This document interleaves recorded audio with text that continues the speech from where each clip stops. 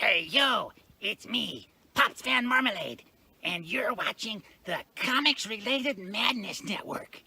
Huh? So come get some. CromCon.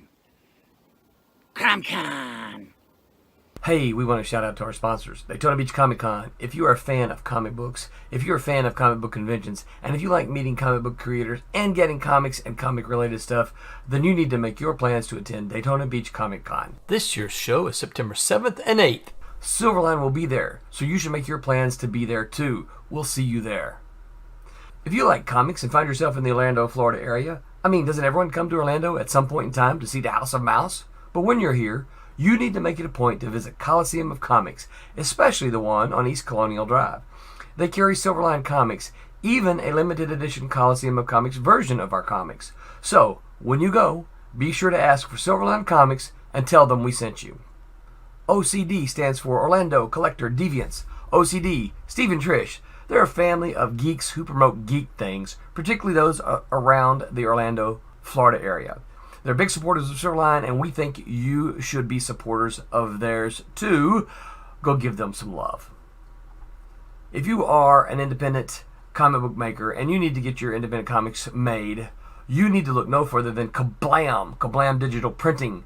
They print our books, and they do a bang-up job. They're not only trusted by Silverline, but many independent comic book makers. Head on over to kablam.com and see for yourself just how easy it is to have your comic printed by them. And tell them Silverline sent you. Hi, this is Tim TK, host of That Silverline Show on Tuesday. Join us at 11 p.m. Eastern, 8 p.m. Pacific every Tuesday night as we discuss pop culture and the joys of making comics. Hi, I'm Barb Kilber, co-host of Silverline's Wednesday Wham. Join us each Wednesday nights as we discuss comics, literature, movies, and anything else that may catch our attention. I'm Roland Mann, and I host Silverline's Silver Sunday. Join me every Sunday at 8 p.m. Eastern as we make mine Silverline.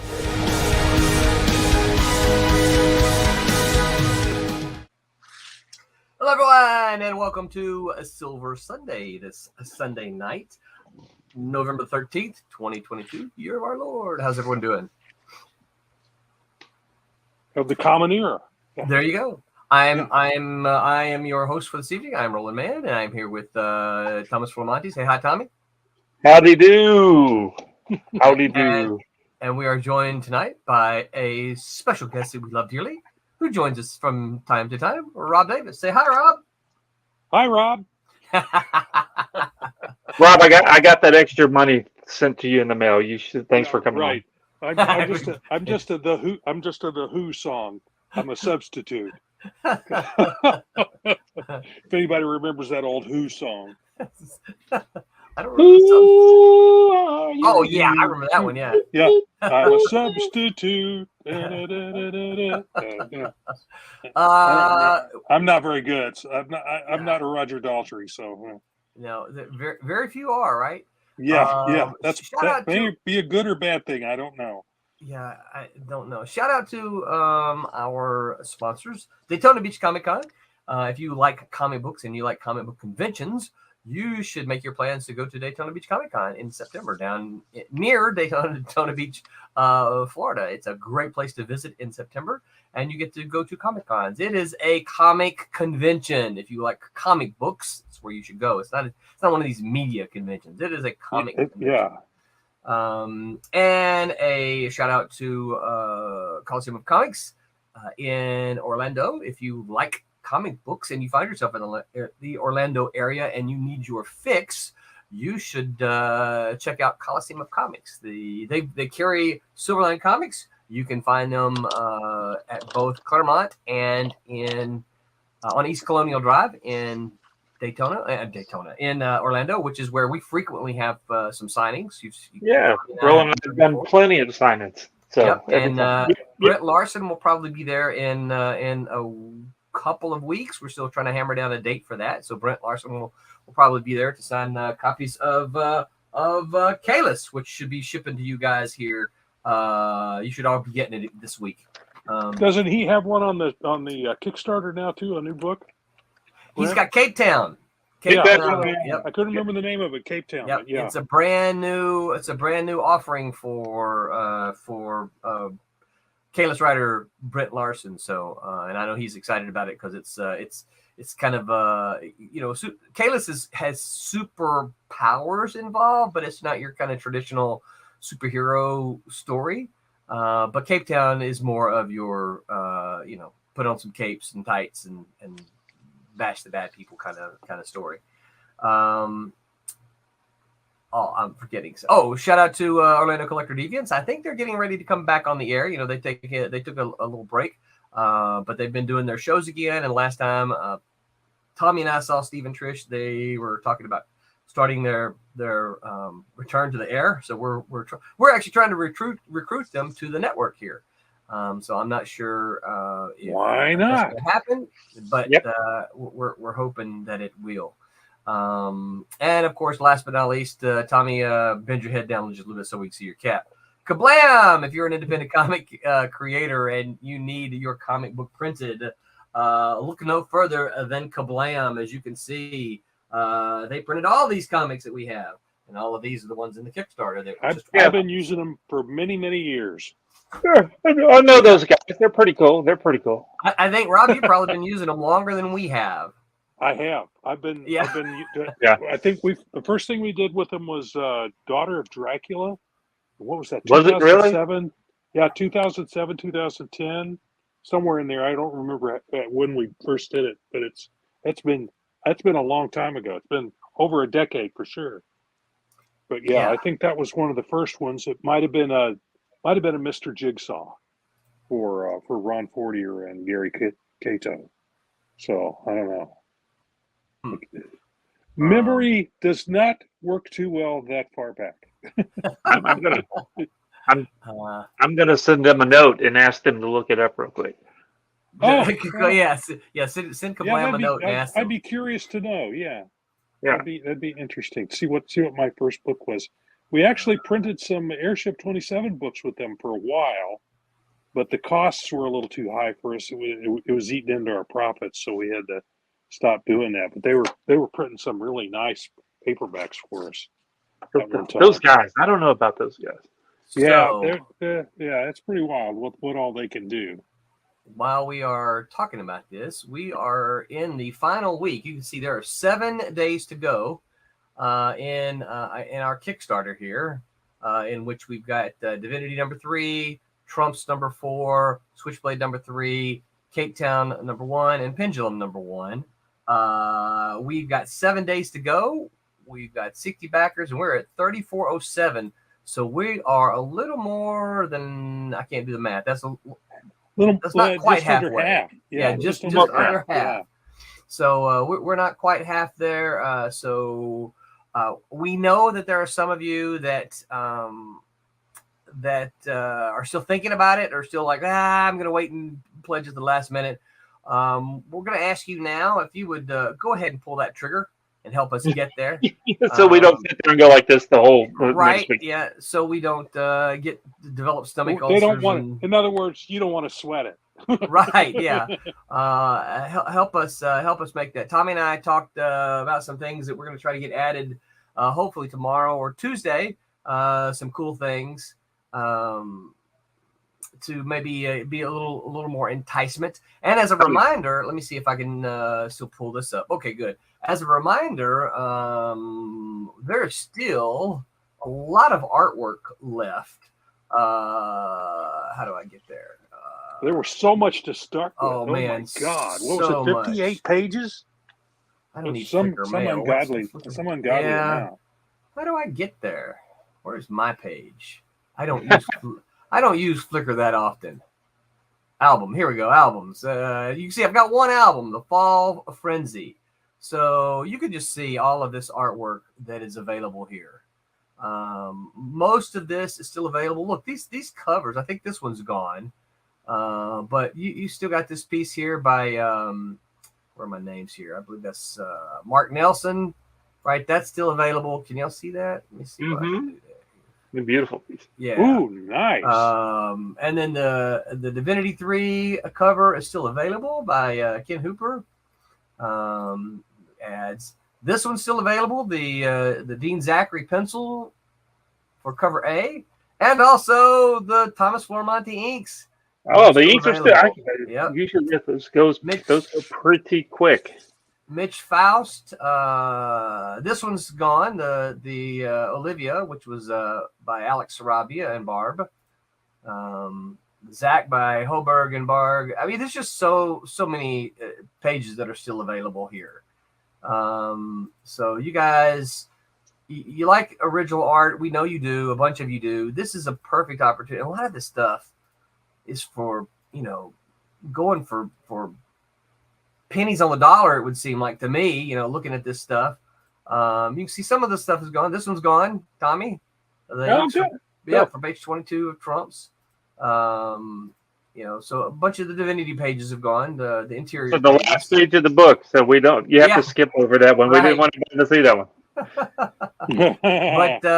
But anyway, so yeah, there's still a lot of original art left, and we know you guys are interested in that. So jump on over and go ahead and pledge to that. Let's see. Vic already says, I remember he told us what that means, but I forgot. Buonasera, Silverliners, which I think is just hello. Yeah. Then he says, what happens if you don't fully fund it? So, I think it's don't you dare say that. Yeah.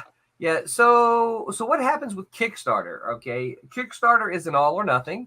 It's not like, Indiegogo. And I don't know what the new crowdfunder or Zoop. I don't know about those platforms. We haven't used those. Indiegogo, which a lot of people know, if you don't make your goal, you still get to keep the money. Kickstarter is an all or nothing. If you don't reach the goal, you don't get any of that money. It's just a pledge. It means until good evening. You actually meet the goal, right? So say again. It's just a pledge until you actually reach your goal. Right. You're getting pledges rather than actual money. Yeah. Right. Yeah. Yeah. It's all a pledge, and then once you reach the goal, that means that we have made it. And then once the Kickstarter doesn't take any money until the campaign is over. Where Indiegogo, you put your money right there. Yeah. Okay. So Vic, to answer your question, yeah, if it doesn't fully fund, then we don't get any of the money. That's the way Kickstarter works. And the comics won't get printed, right? That's right. So we'll have to figure out something else. Yep. But we've still got a week to go, and there are 60 backers. I think Barb and I were looking. The last Divinity Kickstarter had 168 backers. So the way I'm looking at it, there's 100 backers out there that are just waiting to the last minute, because they all back Divinity 2, so they're just waiting for the last minute before they click the pledge button for Divinity 3. Yeah, because this is just as good as 1 and 2 were. That's right. Yeah, I've actually seen it. I actually did a little assist on some of the pages, and there's some great stuff going on in there. Mm-hmm. Yeah, Alex is a super talented guy. We've invited him on here before. I don't know how much he listens to us, but we've invited him on here before. Alex is from Mexico, so he's not real comfortable with his English, I think. And so I told him before, I said, look, just come on and draw. Yeah. So be another pretty cool. Roland Edwards Jr. Roland, what a fantastic and wonderful name that you have there. I don't meet too many other Rolands. So he says, who handles your distribution after campaign? Me. I do. That's in fact that's what I'm in the middle of doing for the last campaign. We're getting these books out, right? We had 4 of them, and we're probably going to have if I were to try to count, maybe I don't know, 300 books go out tomorrow, something like that. Gonna have a bunch of them. So he laughed at it. I'm sure, Roland, you have the same thing. You don't meet too many other Rolands, right? Vic says I shared it. Thank you. We appreciate that. Appreciate it. That is that's one of the things we say. We get that not everybody's got $10 that they can throw at a campaign. I fully understand that. but it doesn't cost anything to share. So so thank you, Vic, for doing that. Hopefully, maybe some of the people in your share circles will say, "Hey, I got $10, I got $20, I can throw at this," and support it. Particularly if you put in good words when you share. Hey, these are cool comics. You should get back to Yeah. this, right? One of the things we wanted to make sure that people knew is that you didn't have to get. I mean, we hope that you did, but you didn't have to get all 5 books. You could just Right. pick 1 or 2 or 4 or whatever. So Right. sometimes we've heard some people go over to the site and they were like, "Oh, I don't want all 5 books," and then but you don't get whichever one you want. So if you just wanted Trumps, you could get just Trumps if you want it. That's right. Yeah, that's right. Yep. Yeah. Now, and I think this. So this goes back a couple of campaigns where we didn't do that. We had them all on there. You was like, "Hey, you're going to back our campaign. You're going to get them Whoa. all." But then we had a few people say, I don't really want to get the other book. I just want to get this book. And so we're like, well, and Okay.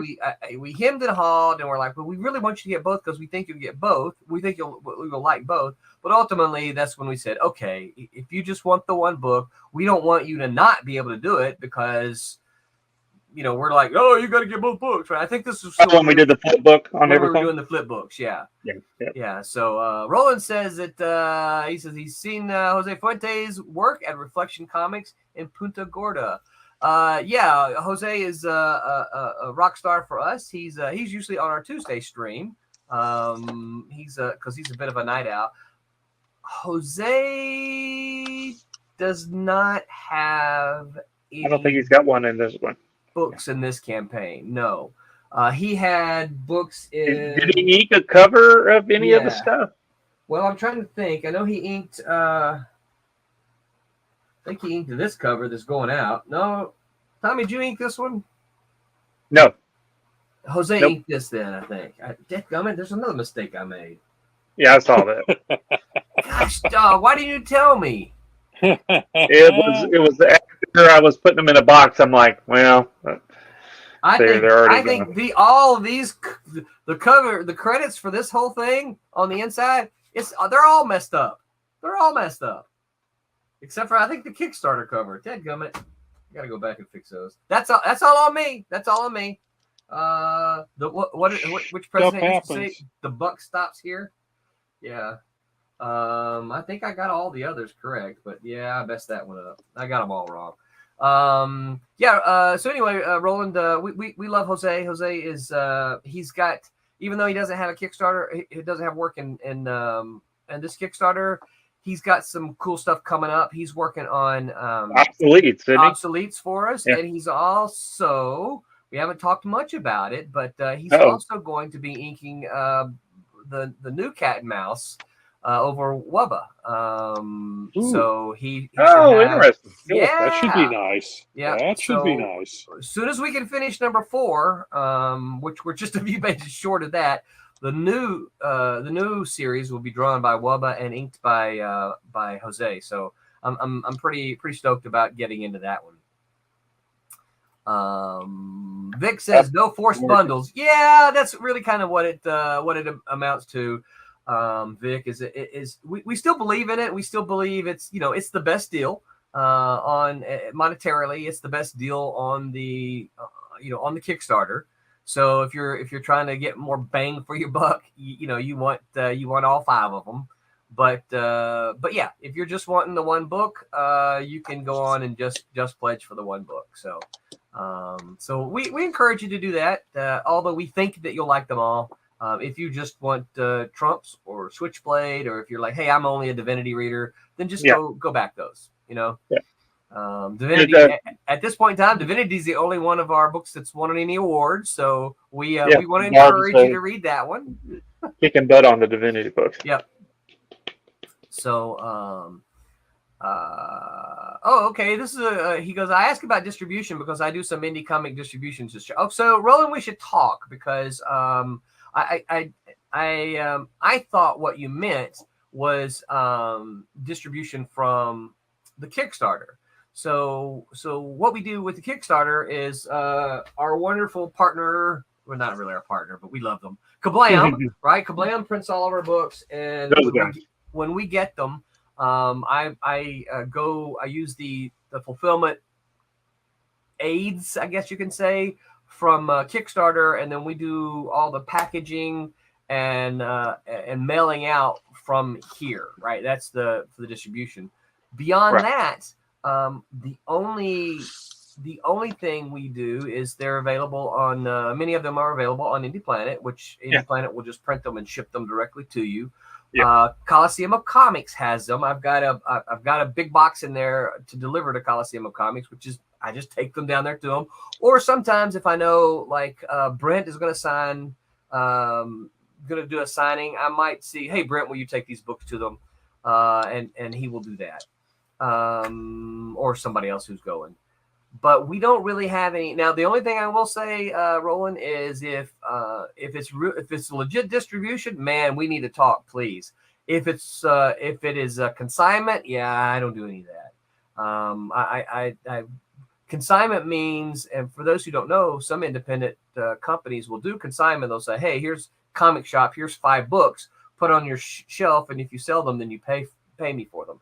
The problem is keeping track of all that is a problem nightmare. is keeping track of all of it, and the other thing is I gotta pay for all of those books that sit on your shelves, you know, and a lot of people forget that when you mean small press, you mean I'm running this out of my office. I mean my spare bedroom right here, right? That is the off. Yeah, everything's done right there on your desk. Yeah, that's it, right? That's right here.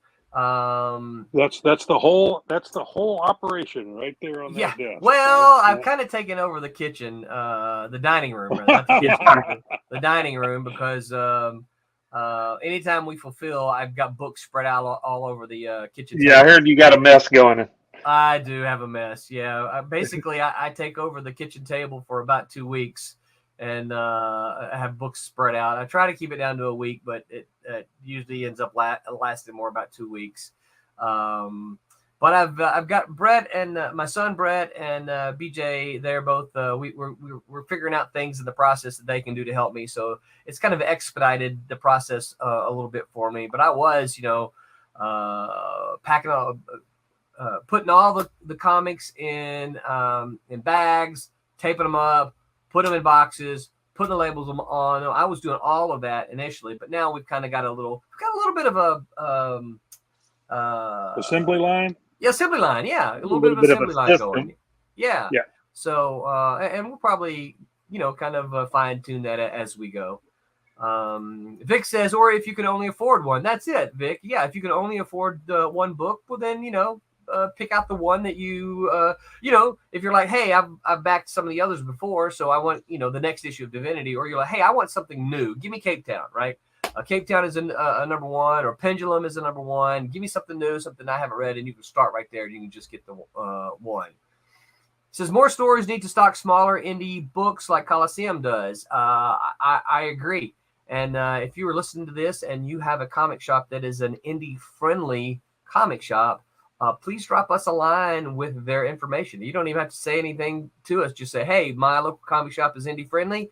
Here's their name, here's the address, or here's their name, here's their website. We will absolutely reach out to them because we know there are some stores like that, but there's not a lot. So Roland then says it's not consignment. I will be in touch. Thank you very much, Roland. I look forward to it. Cool. I shall not forget your name because it's also my name. Well, that would be tough, wouldn't it? Yeah. So tonight, guys, our topic is strategies for pitching your comic to publishers. Now, this is not. I want to make put an asterisk on this. This is not the strategy for pitching to Silverline, right? Because at the moment we just don't have the room. We don't have the room. We don't have the space. I'm hoping that down in the sometime in the future we will. But as of now, we got projects that we got to finish up, and there's just no room at the moment. Yeah, we got to get some of these series done, and that's right. Yeah. So that's not what tonight is. Tonight is I got 30 years under my belt. Tommy's got 30 years under his belt. Rob's got 30 plus 100. years under. That's 100. I've got 30 years. Right. On this, so yeah. So these are even if we haven't done the specific things we're going to talk about, these are things we know because we've been in the industry enough. We've talked to people. This is how I pitched the story. This is how I did that. This is how I did, this thing. So these are going to be strategies and how to pitch with not specific publishers, but just in general. Before we start, there are some general rules that absolutely you need to follow when you're trying to get the attention of a publisher. Yeah. Vic, this is, I want to be very clear. This is Vic saying this and not me or Tommy. Vic says Rob invented comics, confirmed. But I knew Dirt by its first name. So before we get started, I'm going to tell you guys a couple stories. You may already know them. I know people in the comic books industry kind of knows this one, but everybody knows the Walking Dead comic. Now, Robert Kirkman, he tells the story of the way he pitched the Walking Dead. I forget the guy. I forget the publisher at the time of Image. Was it Stevenson? What was his name? Eric Stevenson, maybe. Eric Stevenson. Richard? That's how. For right. Who do you have it published with? Image. Oh, Image. Okay. Yeah, I don't know who's in charge these days. I don't know who's in charge these days. Yeah. I think Eric Stevenson was the guy in charge at the time. Jim Valentino had done it for a while. Anyway, so I knew when Jim was doing it. Yeah. Yeah. So Robert Kirkman pitched the Walking Dead, right? And they had said no to him. No, we're not interested. We don't want to do zombies, blah, blah, blah. And apparently he had pitched it to them a couple of times and they had said no. So one time he finds himself at a show with Eric Stevenson, and Eric Stevenson needs a ride to the airport. So he volunteers. He's like, "Oh, this is my opportunity to get this guy get him alone in a car, right, and share a car ride to him." And so he gets in the car and he starts talking to Stevenson about The Walking Dead, and he said, and before he gets too far into it, Eric says, Robert, we've already said no to this. You got to back up a little bit, because Robert, he's done a few things since before that, so it's not like he's just a total guy and if somebody needs a ride. Yeah, like somebody needs a ride to the airport in the lobby again and goes, "Hey, I'll drive you," and the guy's like, "I'm not getting in a car with this crazy person." So so he's what? Hello. Hey! Yes. Hey, how you doing? Hey. Good. How are you guys going? Sorry to pop in a little late. No, it's okay. You're just the right time. Mm-hmm. We're just telling the Walking Dead story before we. Now we can't cuss as much as we were a while ago. Yeah. Yeah, Haley's like, I'll keep right. you in check. So anyway, so Robert Kirkman did know. He already knew them. He already had a relationship with them, right? He was already known. So it's not like he was just some random dude giving Eric Stevenson a ride to the airport. Because they had done Invincible already, right? Yeah, I think so. I think they had done Invincible, and and it did well. It didn't do Walking Dead, but it did well. So nothing did Walking Dead, no. No. And so he gets him in the car and he's like, no, we've already said no. We don't want to do zombies, blah, blah, blah. And so Kirkman says, wait, didn't Jim tell you? And he said, tell me what? He goes, I changed it all. I changed it so it's about aliens now. It's just like all the zombies are like food for aliens. And Stevenson was like, really? Okay. All right. Yeah, we'll do it. If that's the change you made, we'll do it. Right. So cool. So they decided to do The Walking Dead. So Eric Stevenson is reading these books as they're coming out, and around issue and they're doing well. And around issue 5 or 6, something like that, he calls Robert Kirkman and says, "Hey, Walking Dead's doing good. You're doing a good job with it." He goes, I haven't seen any of these Easter eggs that you're planning for about the aliens." and Kirkman says, "Oh, there aren't any aliens there. I was just telling you that so you do the story." So he got away with one. And then millions and millions of dollars later, we're not worried about it. Right. So, yeah, Vix even says that lying to him, right? Yeah, don't lie to your editor. Valentino was a publisher at the time. You know, Valentino was into independent comics before Image. Yeah. And he had done a lot of stuff. I think he's the oldest one in the bunch, and he had been around. He wasn't the publisher at all times because Eric Stevenson, I think, was there for a long, long time. Vic says, "Don't kidnap editors." Good idea. That's what he did. He got a bit of scars. Says, "You're going to miss your plane if you don't if you don't listen to me." Yeah.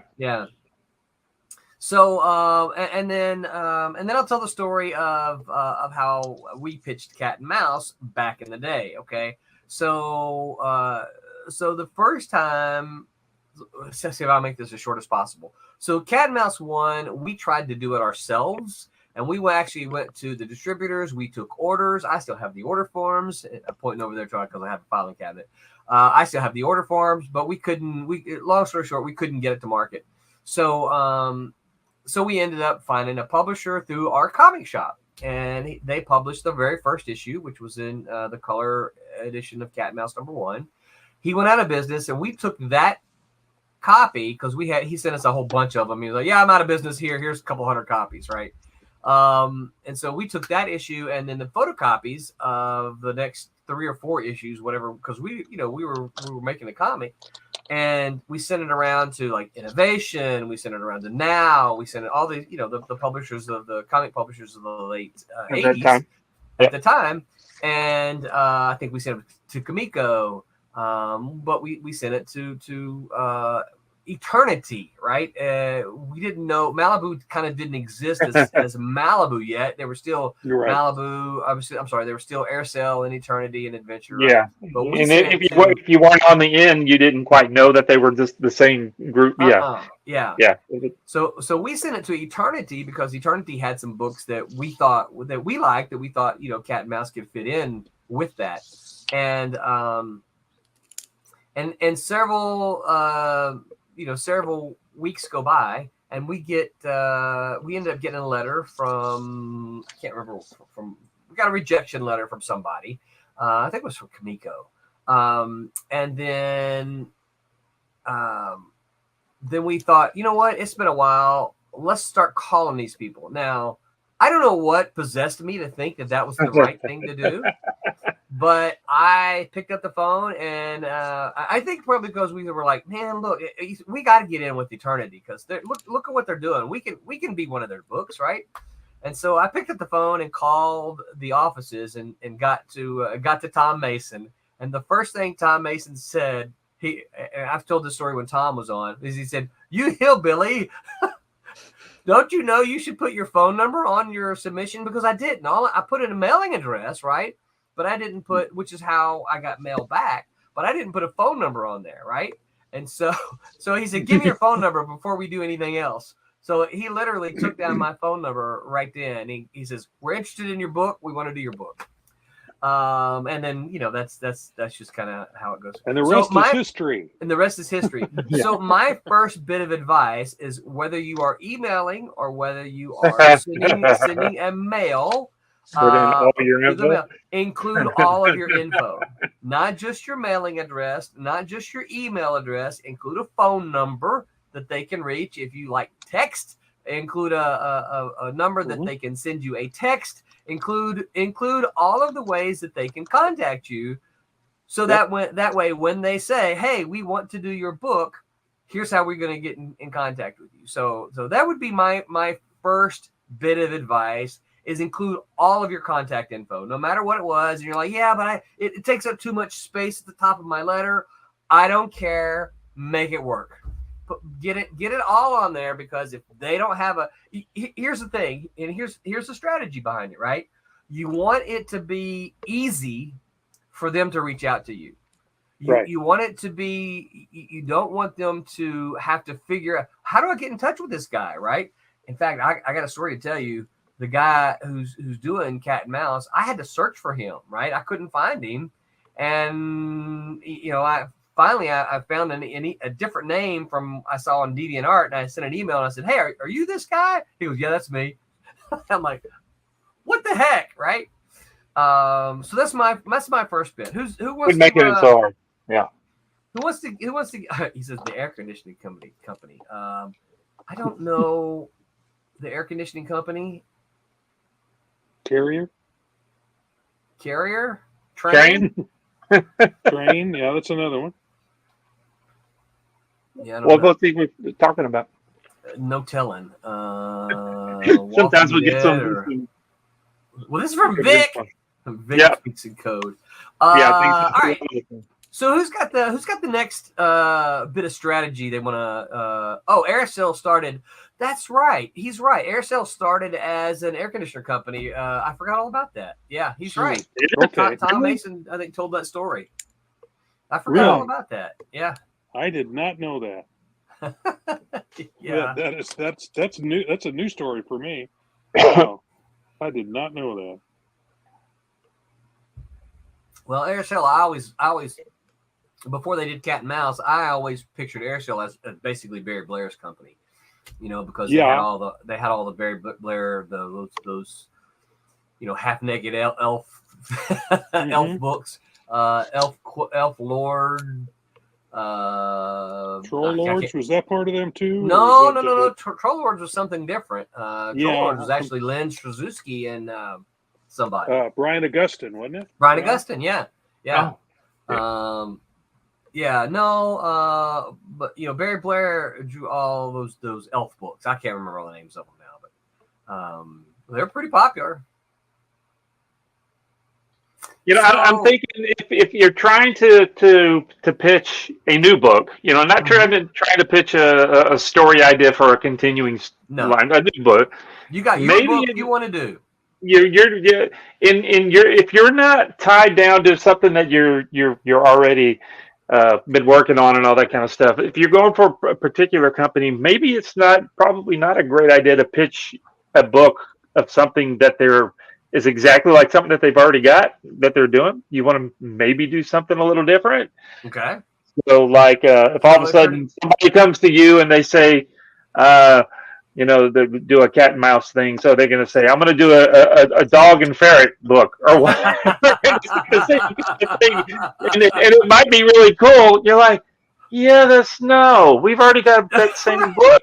Yeah. Like, what? And you go, but look how cool this looks. And it's like, yeah, it's the same with the kidnapping of all the stuff, like the same story. You want to try to do something a little. Yeah, and happening in New Orleans with the same characters in the background and all that kind of stuff. You try to pick something a little different. That might be a great idea. That's good. I always try to think about trying to just do something, wacky and weird and see if that works out. Now that's unless if you've already got something that you've been working on and it's already got like you guys did with Cat and Mouse, and you already had 4 or 5 issues going. You already put on a lot of time, right? Right. So yeah. So maybe you'd want to pick some people that didn't have something that you would fit in. Right. Vic says he's making Adolescent Scarab. We have Teen Beetle.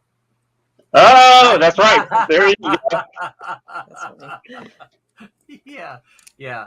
I think that's the other thing too, along the lines what you're talking about, Tommy, is I think the thing is when you got a book and you want to find a home for it, sometimes you just look to. Let me just see who's taking submissions. I'll dig up a site here in a minute. There's a good site that has a lot of stuff on it, and you don't really do the research on the publishers themselves. And so you're like, okay, I've got my nudie book, right? Here's my nudie book that has nudie in it. And I'm going to send this. Yeah. I'm going to send it to this company that only publishes kids material. Yes, or a super a religious company that's only doing Bible comic books, kind of a thing. Yeah, you're not going to want to send your booby book to those guys. They're probably not going to appreciate you sending the stuff. The reaction is probably not going to be to your. No, probably not. I mean, you can send them to me directly if you want to, but don't send them to the. Don't send them to the. Don't send them to the what? Don't send them to the religious.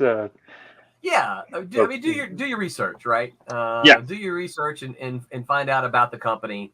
If they publish exclusively science fiction books, then you don't want to send them a horror title. Do a lot of research on the thing, Yeah. and maybe You don't also have to go read them all. or don't all of a sudden don't pitch to Roland a cat and mouse storyline of a book Right. that you want to do when you know that's Roland's book, Right. right?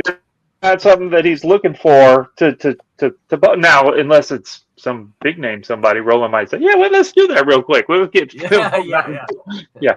Steve Englehart, if you're listening. There you go. Yeah. Generally you're not going to play in somebody else's sandbox unless they invite you to, Exactly.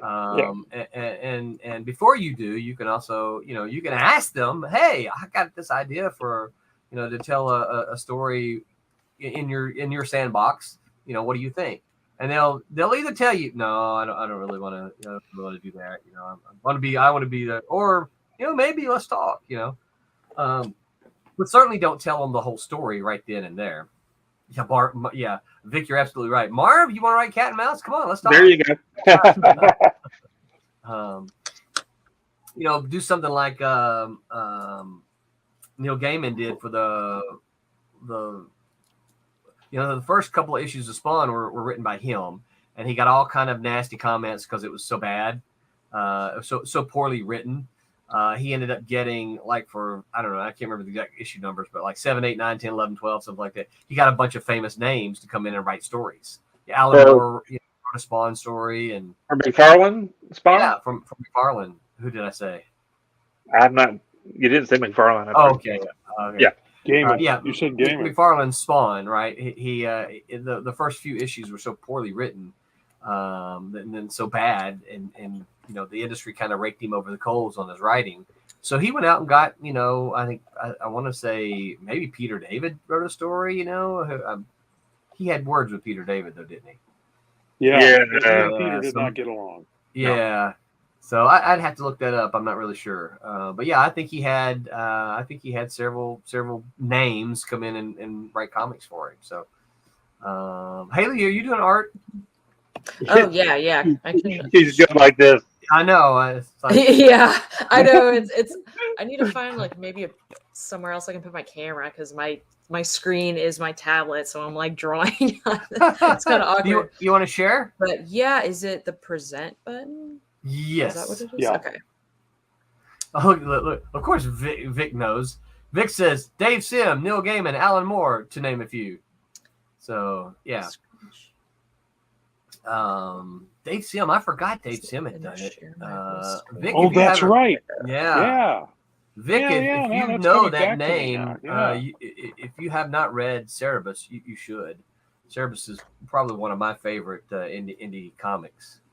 So Rob, when you pitched Twilight Grim, what did you do other than just say, "Hey, I want to do a book," and then Roland said, "Sure," and then that was it was pitched to me. Yeah. it was pitched to me. I was not involved with the original idea. That was that was Ari Jones's idea. Yeah, I can tell you the way that happened. Yeah. This goes back about 3 years ago when we decided that Silverline was going to be more than what we were doing, because we had just done Cat and Mouse is all. And that's when, Barb and Dean and Kevin were like, hey, let's, bring back Silverline. And so we started thinking about who can we reach out to. And R.A. Jones is, of course, anybody who knows me and, has heard me talk. R.A. Jones has been a guy I've worked with for a long time. And I love his storytelling, love the guy. So I reached out to him and I said, hey, R.A., I said, here's what I'm going to do. You got any stories? And he said, I do. You got an artist in mind? I said, well, no, I'm starting with you, buddy.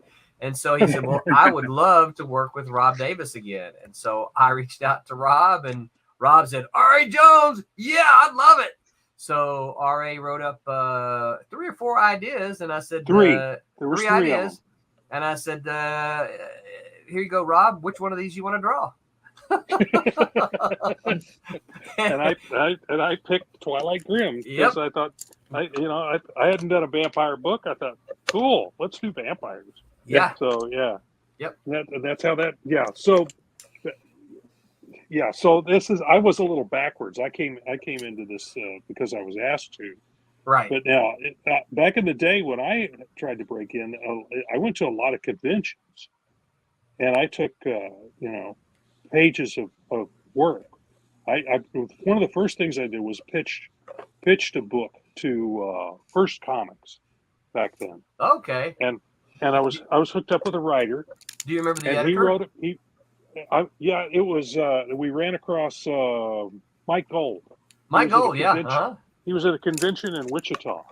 So we put together, I think we did 5 pages that I penciled and inked. And I would not show them to you today. That's how bad they were. I mean, looking at them now, it was the best I could do at the time, but I've gotten much better since then.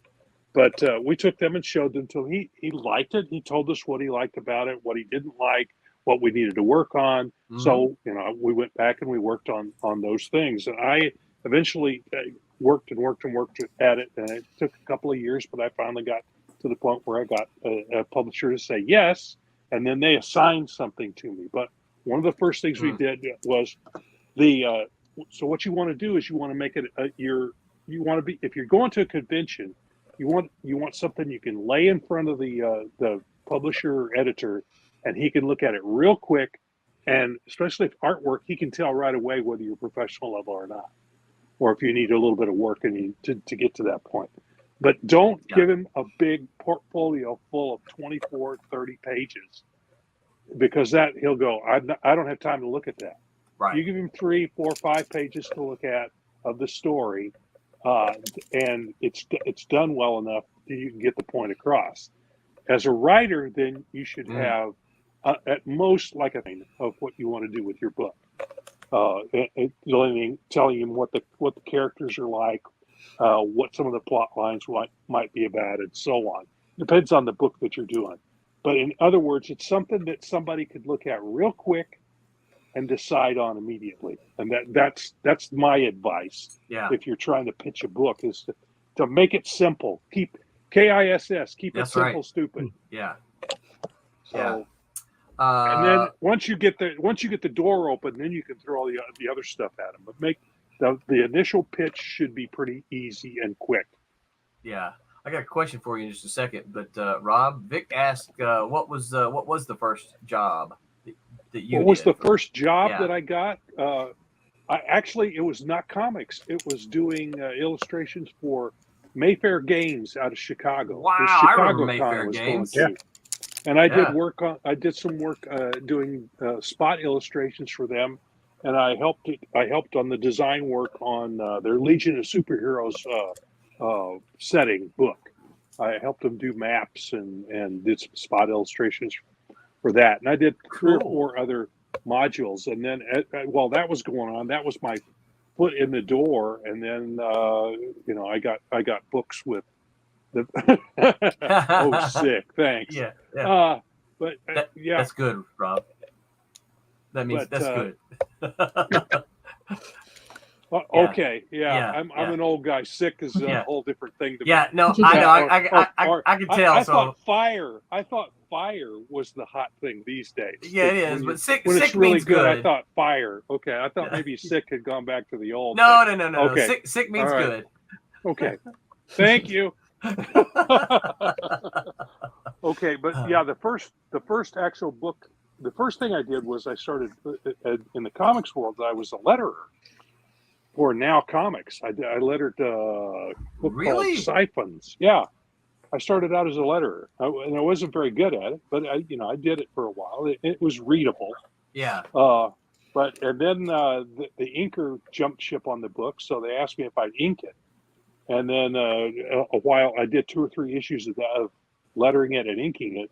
And then they had an opening on another book where they wanted me to pencil as well. So I ended up penciling that. But my first work was for Now Comics. Wow, that's pretty cool. Yeah, it wasn't the best place to start.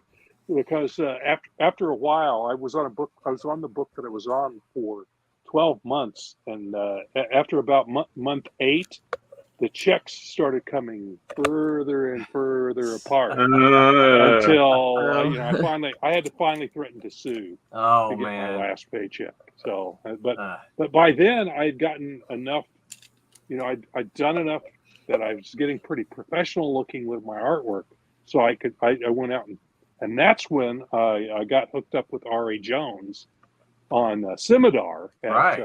Wow. Eternity. Okay. I think it was Eternity. Yeah. And I was called in to do. RA called me up. I'd met him at a convention, I think in Kansas City, and he asked me to come on this book that he'd been doing called Scimitar, because the artist had not been following the scripts, and sales were just falling through the floor. But they wanted to do at least 4 issues of it. So they said, "Well, we'll make it a 4-issue miniseries, and Rob, can you come in and do the last 2 issues?" So I said, "Okay, yeah, here's an opportunity to work on my chops a little bit more, make a little bit of money doing it." And immediately with issue 3, sales went up, and then issue 4 they went up again, and they said, "Oh, okay, hey, there's something happening here. We're going to finish this up as a miniseries, but we'll do another miniseries next." So they started doing in books of miniseries, and it was all because I actually read the script and did what was called for, instead of Right. just drew what they asked. drawing. Yeah. Instead of drawing what I wanted to draw, which Yeah. I mean, there's some artists that's their thing, but or Yeah. they just don't know storytelling well enough to actually be able to pull it off. Right. So, and I won't name the artist. I can't remember his name anyway. Yeah. And somebody could look it up if they want to. But Right. I'm hoping he got better later on and was doing better at that. But that was my start in the industry. I started as illustrating spot illustrations for role-playing games, and then parlayed that into other work. Then that's what you Nice. do. You network. Yep. That chance meeting with R.A. Jones at that Kansas City convention, I gave him my business card. I printed up some of my own business cards, handed that to him, had my phone number. He called me and asked me about this book. So, you're going back to that, give him your information. Yep. Yeah, your telephone number, your email, Facebook, Messenger, any of that. Anything any way that you can be contacted easily, put it on any kind of presentation that you're making. Yep. If you can't, if there's not room on the front, put it on the back. Business You're cards mailing are it so off, vital, I think. So Yeah. Vic says, make sure they can reach you. I'm a stereotypical teen, referring to the OSIC comment. I said, the Mr. T book first issue makes me laugh. It's a crack baby. Fool. Baby fool. Yeah. Now comics was kind of trashy. If I get annoyed, if I break my scripts. Yeah. You had another question up here, Rob. You might know the answer to this. I'm not sure. He says, does RA have the rights to Dark Wolf? I would assume. I think so. Yeah. I think so. I think he's got the rights to Scimitar. Yeah. And it was probably his best-selling book. I think Dark Wolf was like them right there with it. I think they were both right about the same level as far as sales go. Yeah. But I think he's got the rights to that. You want him to do more? That's a good question, Vic. Yeah. You want to see more Dark Wolf? Yeah. I don't know. I hadn't. I have heard Ari talk about Dark Wolf before, and I'm aware. I probably have some of the issues or an issue or two. Pretty sure I do. Vic says yes. Okay. Well, that's what I thought. I figured that's why you were asking. Yeah, I don't know if he's interested in doing that. I know he's not interested in doing more Scimitar comic books. Yeah. He did do a novel that Airship 27, the company that I'm the art director for. We printed a novel of his about Scimitar, and I illustrated it. So, which is kind of old home week. It's pretty cool. Yeah. He changed the character up a little bit and modernized it a little bit, but it's still the same. She cray cray. Yeah. Yeah, Scimitar's cray cray. So when we're So- talking about pitching to publishers, so what are the things I wanted to ask? And I've heard this before. I have strong opinions on it, but wanted to kind of get all three. We're going to ask Haley first, so make sure she's paying attention to this question. Yeah. So I'm soaking it in. when sleeping. people I've heard people say, oh, anytime you give a pitch to a publisher, you need to tell them it's like this movie met this movie, so it's like Star Wars met Dune. What do you think? Is that an important piece of reference to put in, or is it a no? You know, that's the kind of thing. Hey, first, Tommy. Oh yeah. I've definitely heard that, or even Yeah. saying like it doesn't even have to be a movie, like maybe you reference another comic or whatever. Right. Yeah. But I feel like I've also heard people like don't say that because we're like, we don't want you to be compared to anything else. We want it to be unique. But I can see where that would help them like marketing wise. No, like, oh, okay, if people like Star Wars, then maybe they'll like this book, like kind of know who the target audience is. I guess that's why Right. they would ask that. Yeah. I definitely have heard that. What was the question exactly? Like, do you think that's helpful? Do you think so? If you were going to pitch heroic shenanigans to a publisher, would you do that? I mean, you self-published it, so you obviously you didn't have to pitch yourself. But if you were to take it and find it and try to find yeah, like as an example, like this wasn't a publisher. This was just like somebody that came up to our table at the Sci-Fi Pop Fest that we were at last week. Yeah, I guess it was like a week ago. And he had like a My Hero Academia shirt on, which is an anime about like superhero high school, and my comics about superhero summer camp. So I was like, hey, yeah, if you like My Hero Academia, you'll probably like this. So I used that because it was like, obviously you already like this thing. Here's like something similar, which Yeah. So yeah. the question is, so that's your sales pitch to consumers. Yeah. Would you use that to pitch a publisher? I guess it depends on like what kind of stuff they publish, I guess. Why would that matter? Because if they don't, well, yeah, because I guess if they don't publish anything similar, then why would they publish mine? So why would I pitch it to them anyway? Well, that's true. Yeah. Yeah. Yeah, that's hard because I'm not really sure because like I wouldn't want to seem unoriginal. Right. Where it's like, hey, mine is kind of like this. Like I don't want to seem like, oh, I'm just like trying to like profit off the popularity of this other thing by making something similar. But I can see where that'd be helpful. Like to give them a very quick, like, okay, here's kind of like the tone, I guess. Maybe not the tone, but here's like the sort of genre, like what kind of demographic would like this. Okay. So I guess I still didn't really answer it. No, I think you did. All right, You Tommy, did great. you were about to jump in. No. I mean, I think I don't know, my sales technique, and then it's selling it to the people at shows or selling it to a thing. I always kind of say, this is kind of a Scooby-Doo kind of like story with their, and then I go into I get them hooked that way, and then I tell them a little more about what's going on, but I kind of get them already hooked on to something that's super kind of popular. Not lying, but, it is kind of, or say, this is more like a Lassie kind of story where, they get together and they go with the puppies and they go and they save the other person, that kind of thing. Yeah, so I don't know why that would be you got to have something behind it, but, that's a good way to grab their attention because But yeah, but those you are talking about two different audiences. You're talking about consumers who you're trying to who are coming across your table. You're trying to sell to them, or you're talking about finding a publisher who's actually going to publish your work. So those are two different things. Yes and no. Yeah. like a brand new book or a book that you've already done some work on. Yeah, I guess if you've already have some of it done, but if it's just like just a blank thing, and you're like, here's like I've talked to you about a couple of story ideas that I'm working on, and I don't think any of the stuff has anything to do with anything else. I think I was just making up Right.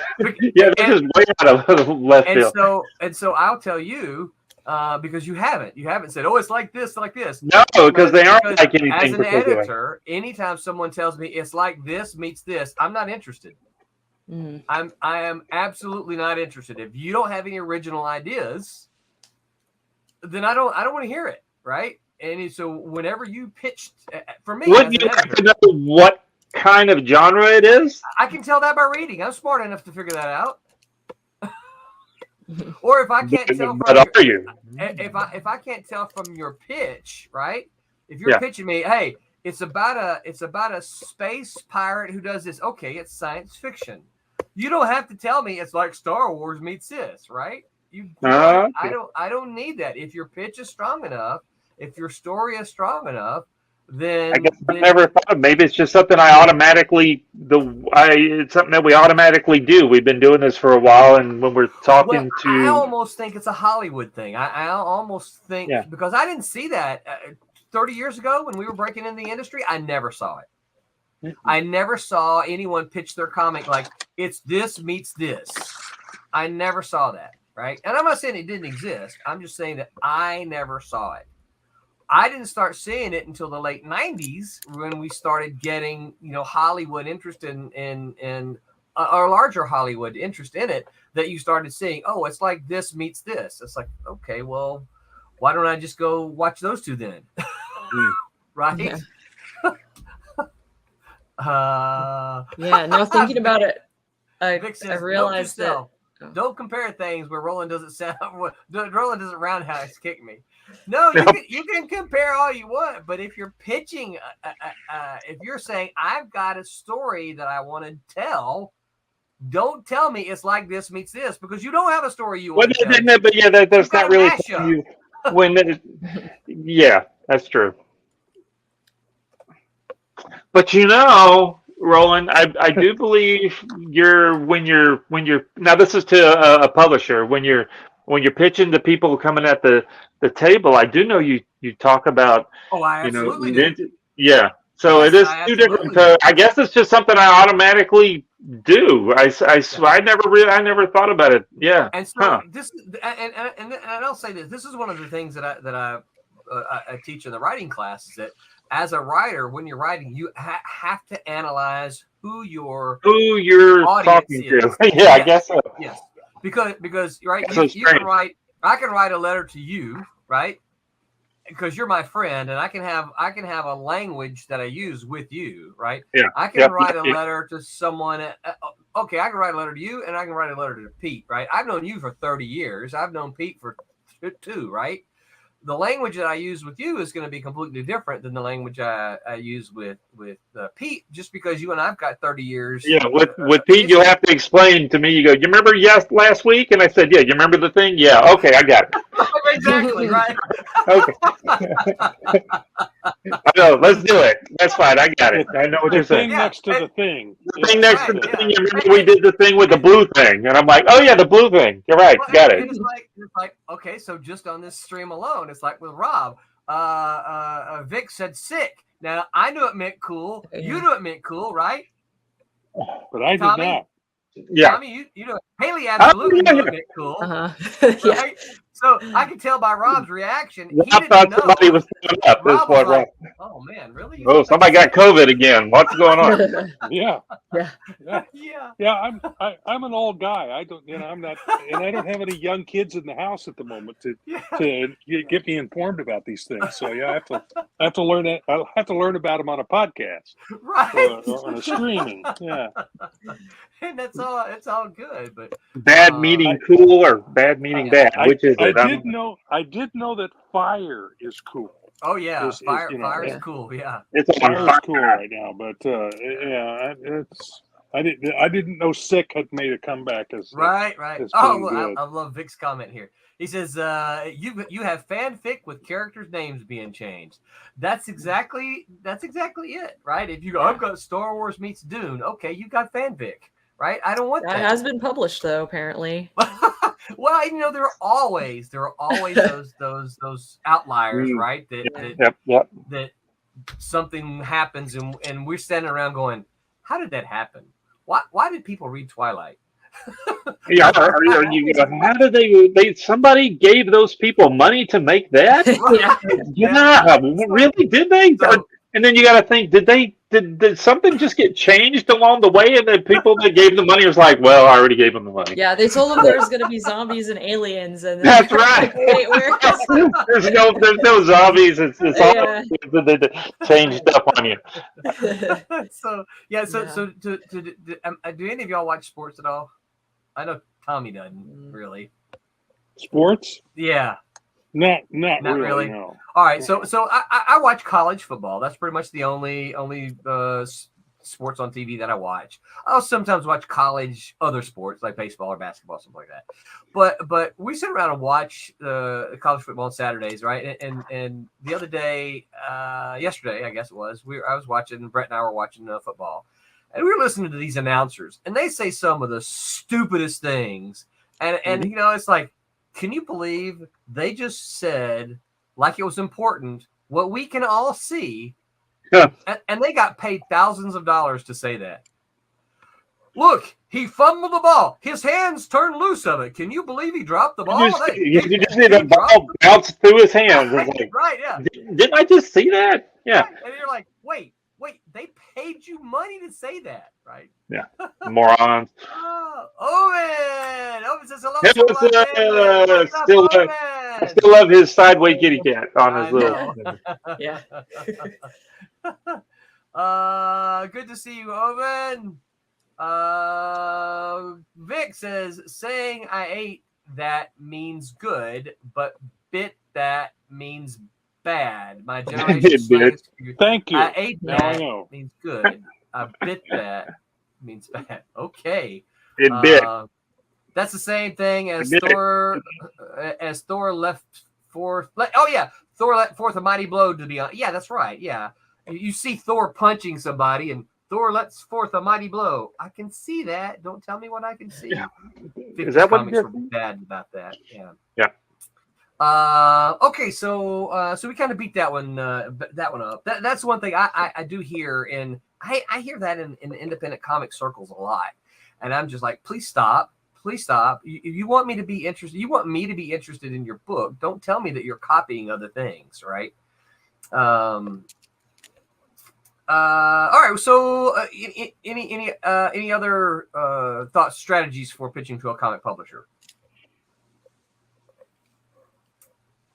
So let's tackle because you gotta remember, if you're approaching from, because you have a writer who doesn't draw, you have an artist who doesn't write, and then you have maybe an artist writer, right?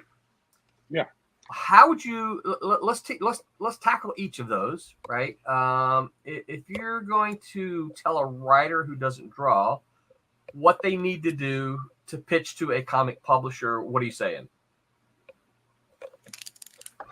Make it visual. Make it visual. Give it. It has to have interesting visual. You have to think visually when you're writing comics. Yep. That's number one. So are we assuming that they've already got past the first stage of the publisher kind of liking the idea? So it's just like a blank sheet of paper. I got an idea. I want to publish. I want to approach. I want you to publish it. I want them to publish my idea. And Mr. Publisher is like, "Yeah, tell me about it." Yeah. And then, as just the writer, I don't know. How do you do? Yeah, golly. I'm glad that I can draw a little bit. So Haley, I'm gonna move here for a second, and I'm gonna pop up this. Don't stop it, because I want to put you back up, but. I'm going to show this screen here. So this is one of the things that I have shown in my class before. I don't know who Jason Thiebaud is, but he's got a pretty good list here. This is, as you can see, this is by now, this is 2019. I don't think. Have you seen this one, Haley? I think so. I remember I looked through one recently, and it was probably this one. Yeah, he's got a definitive. It's called the Definitive List of Comic Publisher Submission Guidelines for 2019. and it's a pretty good list, right? He starts off by all kind of notes here, and then he says the big comic four. It's kind of funny because he says the big four, and I'm trying to think, well, who are the other two, right? But he lists Image as one, and I have a problem with Image Dark being Horse. on the Yeah. list because they don't pay, up front. And then he's got Dark Horse, and I don't know that I would put, to me, I think it's just you got the big twos, Marvel and DC, but whatever. Okay. And then he, of course, talks about Dark Horse and DC and Marvel and them, right? Like here's for Image, right? Image. See, here we go. They don't pay page rates, right? Mm-hmm. And this is why I can't really include DC. I'm sorry, I can't really include Image into this because they're no different than any of the other independent publishers, right? They don't pay page rates. They pay you part of what they get, which is what other independent publishers do. Right. Okay, so for writers, they say they accept proposals only. Don't send storyboards, scripts, notes, or manuscripts. Anything other than a proposal that meets the below specifications will automatically be declined. Now they've got the specifications somewhere. Must be on there. He pulls this from their website, so they probably got specifications. Okay, now here's a note on that. When a publisher has specifications, follow those to Follow them. Yeah. To the letter. You don't want to be doing something that's going to automatically just get you rejected because you're like, Yes, because I will tell you this: publishers, editors, they're looking for reasons to say no. Right? Mm-hmm. Now we think, they want to accept me. Well, maybe, but they're really looking. They have so many submissions. They're looking for an easy reason to tell you no. That way they can make their pile of submissions smaller. Right? Yep. Because they have other stuff to do. Yep. So follow whatever guidelines they set forth and follow them, right? All right. So Marvel and DC, you can't, does not accept any ideas anymore. So to work for Marvel and DC, they got to come find you essentially, right? They no longer accept unsolicited submissions. Okay. Now, here we go. Submission guidelines for independent comic publishers, art house, and literary. So he's got the fancy ones up here. The Drawn and Quarterly, Fantagraphics, Iron Circus, who I've never completed. I was reading at the same time as I was talking. It says completed works. That's one of the things that you're going to see about this. All of these, they're all looking for completed works. None of them are looking for proposals or submissions that way. They're all looking for completed works. Something that they can throw in the catalog and run. Yep. Yeah. Yep. They can take it and publish it as you've done it. Right. See, here's another one. Completed works right up front. Then you've got all the submission guidelines for comic publishers, genre, manga, pop. Right. And this is just, as you can see, there's all of them. 2000 AD, Aftershock, Caliber Press, Lion Forge, Titan Comics, Red 5, whatever that is, I don't know. There's a Red 5 and then a Red Giant and Stranger. Scout is here. Lady Death, I don't imagine Lady Death takes submissions, but he might. Alterna, right? Boom. Coppin Comics, yeah, that's what he calls it. Yeah. So all of these. Now, we're not going to look at all of them, but if you were to scroll through here, you're going to see most of them are looking for completed works. Not very many. And see our Marcosia, there's pencilers, inkers, colors, and letters. There's no writers listed. Right? Because they're writing their own stuff. They're writing their own stuff, and they're looking for, pencilers, inkers, colors, letters, right? Or a project, right? If you got a project, done. Yep, you can send it to them. You're going to find that, I think, for most of these small press publishers, they're mostly just looking for artists. I will say this. Alterna, they don't accept story ideas without art, right? Antarctic Press is probably one of the best that will take writer pitches. They've got a nice little section here about writers. So I'll try to put this link in the show notes. Yeah, let's see if I'll put them in the comments somehow for everybody because they're good stuff. They've just been sent out. So put Haley back up. So my first thing would be if you're a writer, find an artist. Mm-hmm.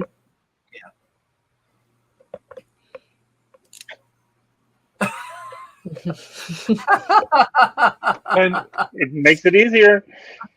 Yeah. Yeah. One of the problems is there are a lot of artists aspiring artists out there who don't have a real professional attitude about the business. Mm-hmm. So you're going to be ready to call through a lot of nonsense. Yes. And you may even get an artist who says, yeah, I can do that. And then when it comes down to it, they can't. They can't. Right. That's going to happen a lot. Yeah.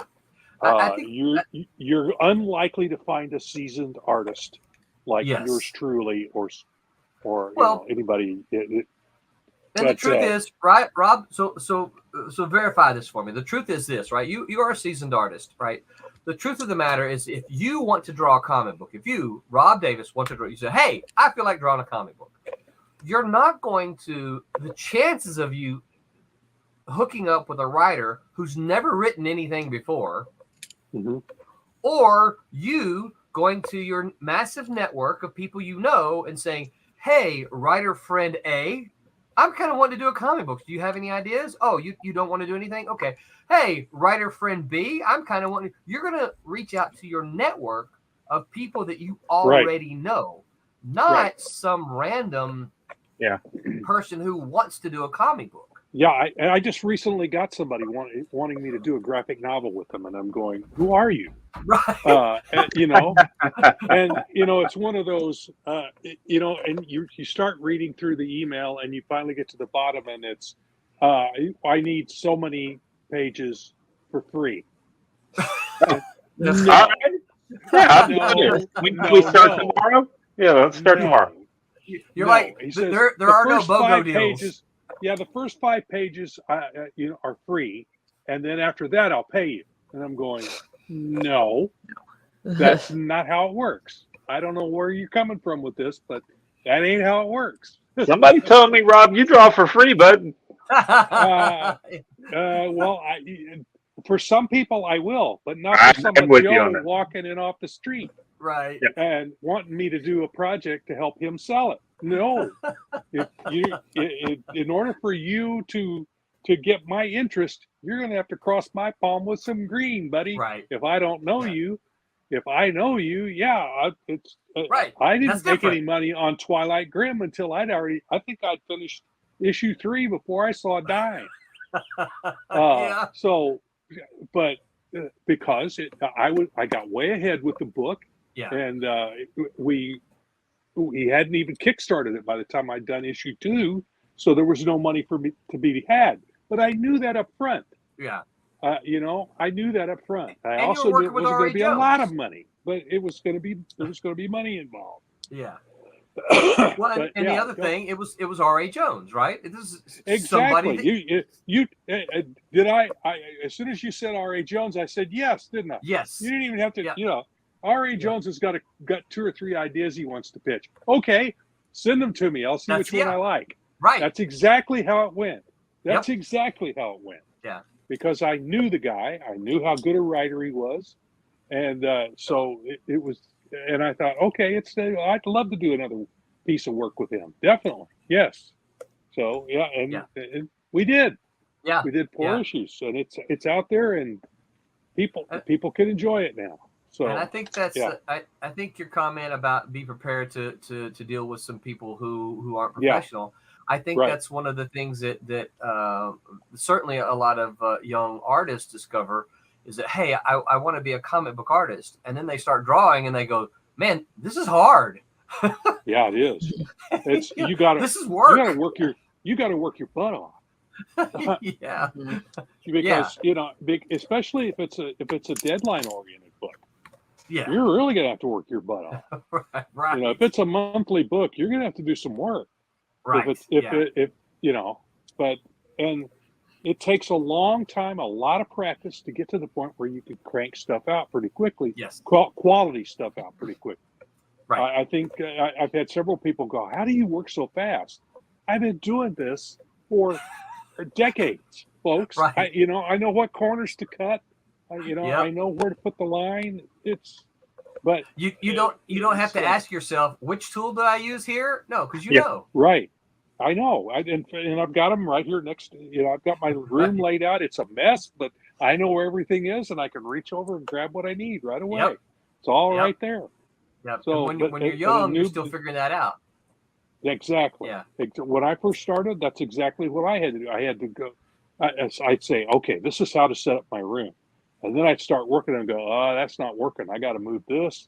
Yeah. So it took a while for everything to get into position. So when I move rooms, that little piece right next to the drawing table, this is all the same as it's been. It's the same. You just set it all up I and just moved it. I just moved everything to a new room and set it up exactly the way it was. So I know where I know everything what you. I know what you Yeah. mean. Yeah, I'm once you get in a groove like that, Yes. if you Yeah. get out of that groove, it throws you off. So Yeah. you Yeah. get right back in Absolutely. that groove. But while you're young, work an easy groove out. Yes. Figure it out. Yeah. Figure it out. Figure it out. Vic says we're talking about writers here. Vic says pay for at least one page of concept art. I'll come back to that, Vic.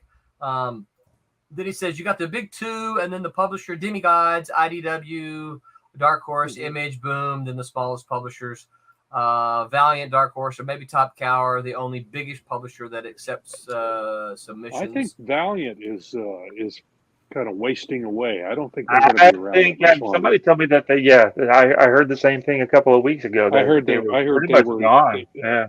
In Again. previews, I I hate to thought hear they that. had one book in previews this last time. So I hate to hear that. yeah, it's sad because they've got some great characters. Yeah.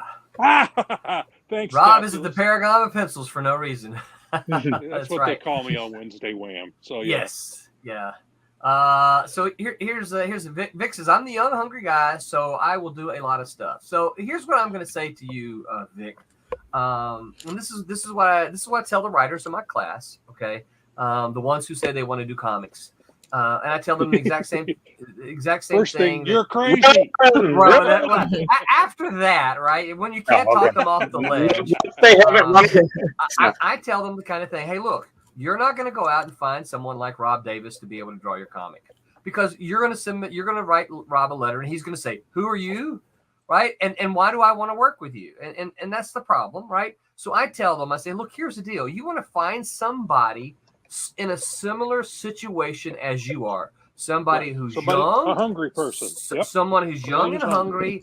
hungry, hasn't published anything, or maybe very little, so that you're both in it together, trying to do the same thing, and you're both kind of on the same level, right? Yeah.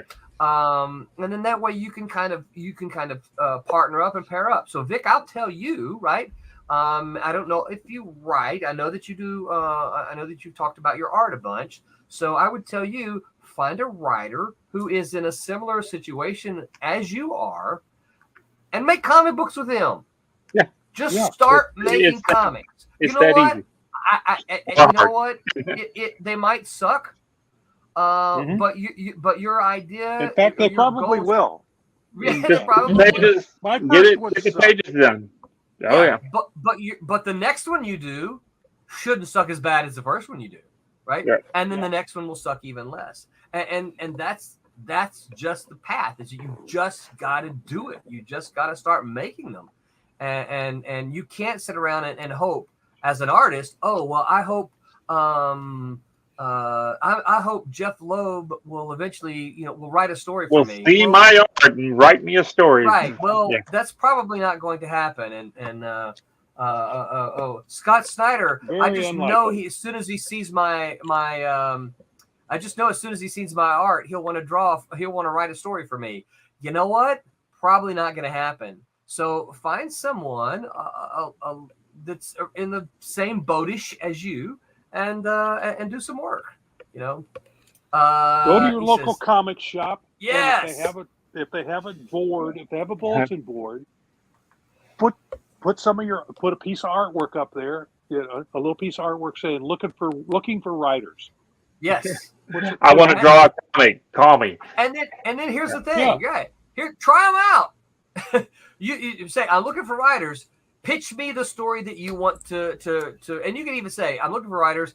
I like to draw these This, that, and kinds the of other. things, right? Mhm. So that way, if you're like, hey, I hate unicorns, someone won't pitch you a unicorn story, right? Tell them the Right. kind Yeah, of exactly. things that you like to draw, and let them pitch you. Say, hey, you pitch me stories, and then you pick the one that you want to do, right? Mhm.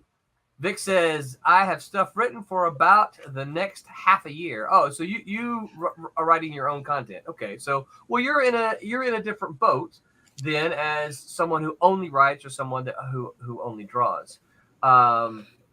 So here's what I think a perfect pitch is, and I'm talking about not story wise, but kind of content, right? And then you guys can critique it, tear apart if you disagree with it, right? But for me, I want to see I want to see an encapsulated sentence that tells me what it's about, right? Then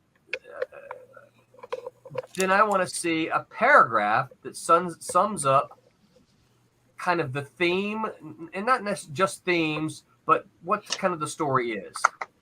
And then I want a 1-page summary of your story. If it's going to be a 4-issue miniseries, I want you to just tell me the whole story. Okay. And then I want to see 3 to 6 pages of sequential art. I don't want to see concept art. I don't want to see your character drawing. I don't want to see a character's face. I don't want to see your symbols, right? The logos. I don't want to see any of that crap because I don't care. I want to see sequential art. What's the book going to look like? That's really what matters, right? And then if it's a miniseries, I want to see that you've got it broken down. Show me where your story is going to break. Your first Story issue. beats. Story Yeah, beats. I give want to them know story where beats. that first issue is going to end because I like cliffhangers. So I want to know where that first issue is going to end, where the second issue is going to end. I want to know what's going to be in each of your 4 issues. That's what I want to see. And then if you want to include character bios and stuff like that, which I will never read, but if you want to include any of that, you put that on the end. But I need to see that your 1-sentence pitch, right? I want to see your little paragraph or your elevator pitch. You've heard us talk about elevator pitches here, right? I've got Tommy can probably tell you my cat and mouse elevator pitch. He's heard it so many times, right? And then there's ninjas. Ninjas. It always does. Then there's ninjas. But you got to admit, for probably 75% of the people, doesn't that get them to smile? No, they do. It does. It does. It works, When yeah. you mention ninjas, it gets them to smile. So, Smiles are Well, good. your opinion is wrong, and you should feel bad. I'm definitely going to ask my local comic shop guy to pass some of my work around. Yeah. Yeah, you should do that. And the other thing I will say about this, Vic, if you are doing your own writing and drawing, the problem I see with that as someone who's getting started is that you're all alone. If you can get some collaborators, you got a team of you to work together. If you can say, hey, I'm going to pencil, I'm going to work with a writer, we're going to find us an inker, we're going to find us a colorist. Well, suddenly you've gone from just you to 4 people, right? A writer, penciler, inker, colorist. Now all 4 of you can work as a team to achieve this goal. And you've got 4 different networks rather than just your single network alone. I'm not saying that you can't do it. I mean, there's plenty of independent comic folks who, we talked about Dave Sim earlier. Dave Sim did the Cerebus. Jeff Smith did Bone, right? It can absolutely happen, but I think it's a little tougher when you're by yourself. Well, make you a find team. other people because those people have strengths that you probably don't have. You find somebody. One of you may be a better salesperson than right. The other. So the more you can get involved, the more the better off you are. Definitely. Yeah.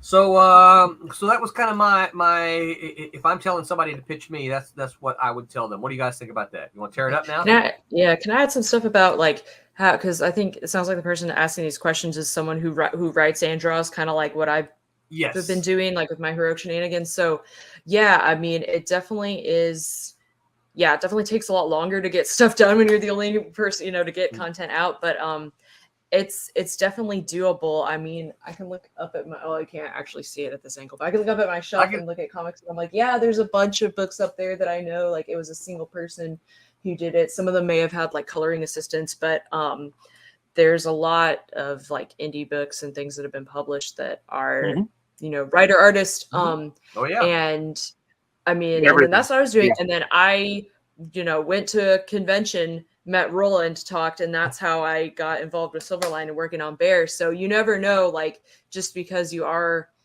an artist and maybe you don't even have your own stories or whatever, like still, network and go to conventions and your comic shops, like they were talking about, and just take a chance and try talking to people, because you never know who might, may not be like a big two publishing person, but they may look at your art and be like, yeah, I do want to work with you. And yeah, before like talking to Roland and working on Bear, the only prior experience I had was my Heroic Shenanigans comic, which I've just been doing by myself. So yeah, that's kind of like my experience with it, my 2 cents. Yeah. So it definitely is like doable to do stuff. And not that like my Heroic Shenanigans, like I just self-publish it, but there definitely are people who like work their own thing, put it on webtoons, whatever, it gets big. And you can also, but I think like, I mean, I can't speak for Roland, but I think if I didn't have my own book already out there, you probably wouldn't have been as interested to work with me, right? If I was like, hey, I would like to draw comics, but I don't have anything to show for it that I can do it. If you had, I can't say for certain because you never know, but if you had just walked up to me at the show and said, hey, I draw my own comics. Here's my photocopies of the comic that I draw, right? And I would like to work on something. I would have probably said, hey, that's really cool. Good luck. Keep doing it, right? Yeah, we see lots of folks that sit down and throw an art book in front of you, a sketchbook with all kind of scribble scratches, and I want to do a comic, and you're like, oh well. You drawing, yeah. Then do it. You're right. I saw Haley was at her table. She had her own book, right? She was there. She was doing it, and that was the thing. As I saw her there, I spoke with her. We got along. She was nice. I like working with nice people. I don't like working with jerks, right? And she was nice. We got along, and I liked her work, and So, but yeah, you're right. If you had just shown me, photocopies, I might not have been as interested in it because, like, okay, well, yeah, you got some photocopies. Yeah, you. She went so far as to actually have it printed inside. She actually, she went that. She did the work. Than just the, artboard and stuff. She had it printed, so it's like, okay, well, she put the work in. So yes. Well, and I think the other thing about that is that there's a lot that goes into making comics that a lot of people don't realize, and if you only ever do the one thing and never do anything else, sometimes you don't understand what goes into lettering a comic book, just say for instance, right? Or dealing with a printer and having to, meet their specs and make sure all of that's right, and make sure your RGBs are not CMYKs and things like that, right? If all you ever do is just the one thing, then sometimes it's hard to realize. So, because Haley had product on her table, I'm like, okay, well, she's done it. This may be the only thing she's done, and she may be new, but she's done it. So she understands at least what the process entails because she's done it, right?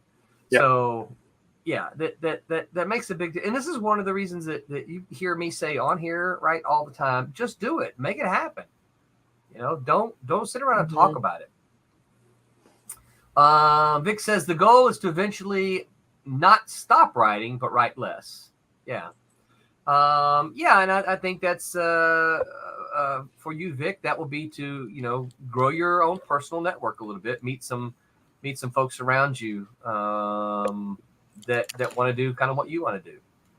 And that's harder to do when you're in a more isolated. I was lucky, Tommy, and maybe Tommy feels the same way. I feel like I was kind of lucky because I was in Hattiesburg, Mississippi, of all places. right? And I happened to meet, Steven, who had the same goals that Mississippi. Yeah. Yep. you know, and so yeah, I felt very fortunate. It was a lot of it is right time, right place kind of thing. But That's sometimes for me, sometimes- exact for sure. yeah, sometimes you got to put yourself in those places. Well, guys, my clock says we're just a few minutes over time. Oh wow! Yeah. I know, right? Yep. Anybody have any final kind of thoughts about strategies for pitching to comic publishers? One thing that I don't know if we've talked about this at all, but like instead of pitching to, and this is more, I guess, for like graphic novels rather than like comic series coming out in like single issues, maybe. But what I've been told by people who have had success with this is pitch to an agent and get a literary agent, and then they will take your book to publishers. So I don't know if that's just like, I don't know. Yeah, if that is in all aspects of comics or maybe more, because I've talked to people who do like young adult, middle grade kind of stuff. And I do have a graphic novel in that sort of space that I want to work on. I've been working on a pitch for that. So that was like their advice to me. It was like, yeah, rather than just giving it to a publisher, get an agent to get on board with it. And then they have more of an Have aim them to the shop publisher. your book around. Yeah. Yeah. And they will shop. An agent will shop it to the more literary. An agent is not going to take it to Marvel or DC or Boom. Yeah. Mostly because editors at those companies, and I can speak from experience, editors at those companies don't want to deal with agents. I never wanted to deal with an agent. No, that was the thing back in the day where it was like, should I get an agent to help me? And it's like, stay away from that because it was, Yeah. But if you want to go to a more literary publisher, then an agent could help you in that regard. Yeah. So yeah, some of it depends on the agent thing. Kind of depends on where do you want to go with it. Do you want to go to Marvel, DC? Then you don't need an agent. If you want to go to a place like First Second, some they publish a lot of literary graphic novels, and you might want an agent. But I will also say those publishers, I know First Second does, or any of them listed on that sheet we looked at. They'll take unagented submissions. It's just that a lot of times they work with agents already, and an agent already has their ear. So you approach them like, I don't know who this is, but if the agent approaches them, hey, I found something new, and they're like, oh, okay, cool, I know who you are, agent. Let me see what you're bringing. So give you more credibility. Yeah. Yeah, it's a weeding out process. Yeah, It is, absolutely. Vic says time flies, absolutely. I fly. All right, so Rob, Tommy, either you got any final thoughts? Good. I think we covered it. We could talk another hour on this. Probably could, yeah. Yeah, I mean, we didn't even get into how some of the stuff that I had to do when I first started out was I had to work on getting a positive mental attitude. Yeah. Because you're gonna get nailed. A lot. You gotta have a hide like a rhinoceros. Yeah. To take a lot of no's your way. Yeah. A lot of no's, If you have trouble with people telling you no, find something else in your life to do, because this ain't it. Right. You're going to get a lot of negative feedback. Even to this day, I still get editors who give me crap. Not the one. Right. He's different in that respect. He's not like some of the other editors. He's a very positive guy, but a lot of them, they're looking for ways to tell you no, like Roland said earlier. They're looking for ways to tell you no, and they aren't going to be nice about it either. No. Yeah. So develop. You're going to have to. You're going to have to be the person keeping your attitude up. You got to work on that. And I knew that going in, so that's why I worked. That was one of the things I worked on every day. Is I'd listen to tapes about developing a positive mental attitude. So Inch by inch, anything's a cinch. Is one of That's those. right. That's You know, cool. I you like keep that. at it until it happens. Polite persistence pays. You know, you keep at Yeah. it, keep going, keep going. And one of those ways you got to do that is to keep a positive mental attitude going. Yeah, I agree. Vix's part 2. Mhm. Yeah, that rolling guy can be a pain in the neck. Yeah, Yes. I've Yeah. heard that before. So yeah, this No, could go on. whenever This the could rolling go guy for gets on another my hour. nerve, I take him bike ride and I let him run into a tree or two. Yeah. Oh my gosh, you should see my battle wounds on my leg from yesterday. Of course, my son has been giving me no end of grief about it. He's like, I thought the idea was not to drive into trees. Yeah. So when Just to Roland avoid and I are out there riding, and Roland's like, "You gonna get those pages done?" I start going like twice as fast as him. Sometimes they catch me, and then he just flies into a tree. And I'm like, "What did you say? I didn't hear you. I'm gone. Keep up with me, and then I'll do that page." That's right. That's right. So, all right. So, yeah, I think we covered a lot. We might come back with the part 2, Vic. That could be interesting. I think a lot of these things are interesting to talk about. And I think the bottom line is there's really no one way to do things. No. Because you can hear stories from everybody. The main thing is to do it. But if you're going to target publishers, read their guidelines. Find out what they want. That's unfortunately they don't go to conventions like they used to. Back in the day, a lot of them went to conventions, and you could buttonhole an editor or a publisher and talk to them, find out what they're looking for, and get a relationship going with them. After I'd seen some of these guys 2 and 3 conventions in a row, they knew Rob was serious about this. He's come back. He's improved. Yeah. He's almost there. I'll tell him where he needs to go, so the next time he comes back, he can be there. Yeah. So that's one of the things that's one of the things you said too, right? They see you again and they say, "Oh, look, Rob's improved since the last time we saw him." And Tommy's heard us say that. Heard me talk about this new stuff. That's what. Yeah, Tommy would come to our house all the time, bringing something new, and it's like, wow, oh, look, you did this. He goes, what'd you think? I wasn't listening to all that stuff you were telling me, right? I went back and worked on it, And so it's really, really cool to see. Exactly. Tommy. And, yeah. So, all right. Excellent. So don't forget to hit that like button. Don't forget to subscribe, please. We're still trying to work on us. And please go over to the Kickstarter and see what you might like. Because there's stuff over there. Yep. We haven't budged a penny since we started, I have nothing in this one. I have no horse in this race, but they've got some great books that they got in this Kickstarter. So go check them out. Stuff. Yeah. Yeah. So get over there and pledge if you can, share if you can't. Haley, where can folks find you on the interwebs? You can find me on Instagram and Twitter at Haley Martin Art. And my comic Heroic Shenanigans is on Webtoons, and it's also on its own website, heroicshenanigans.com. If you just Google that, and even if you don't spell it right, you'll probably still find it. It's kind of a long title. I know. I'm like, even misspelled. Yeah. And Haley, I'm about to put you on the spot, but you are about to become this is your first night of being a regular Sunday nighter, right? Yes. Yeah. You're going to be a regular tonight. Cool. Yeah. Very good. Yeah. Very good. I plan to. Yes. Yep. Excellent. They'll stop dragging me in here. Yeah. You're welcome here, man. Let Rob sleep on Sunday. Yeah.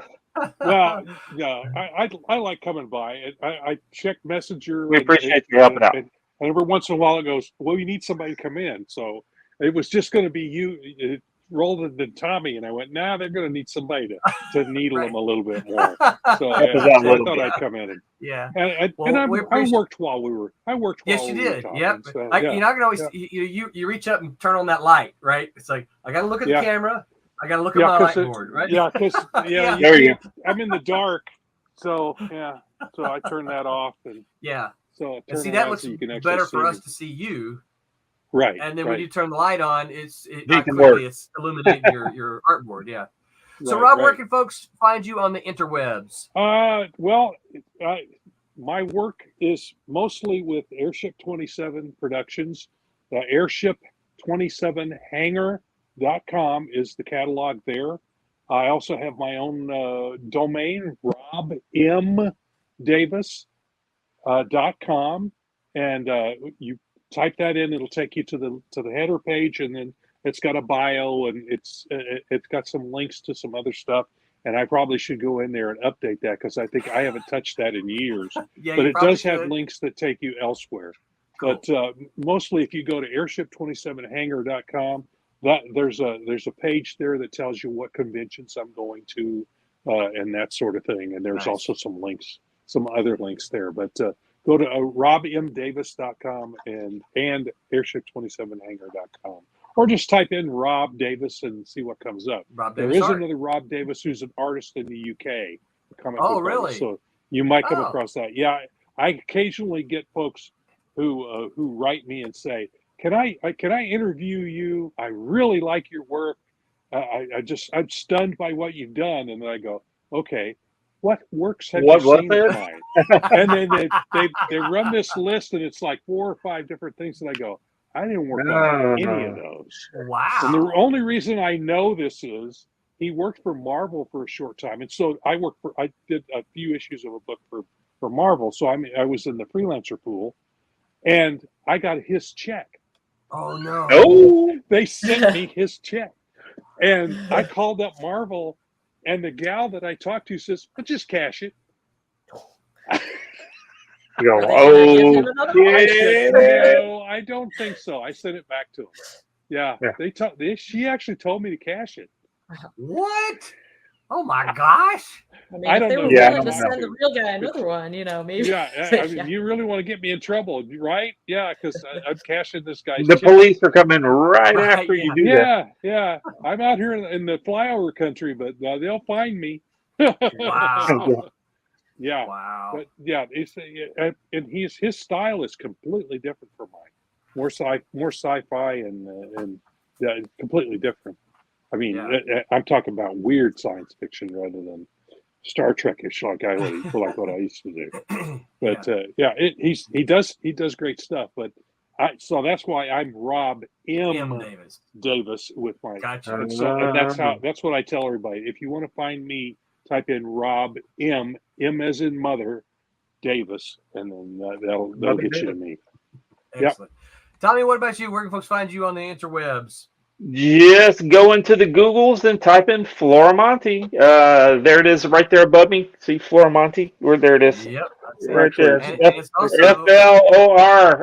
Oh, and down below right there too. Just spell it. Yep. And mostly on Facebook. I'm not really on Twitter, but I wasn't on Twitter before, so it doesn't have anything to do with what's going on. But I do like. I'm really wanting to.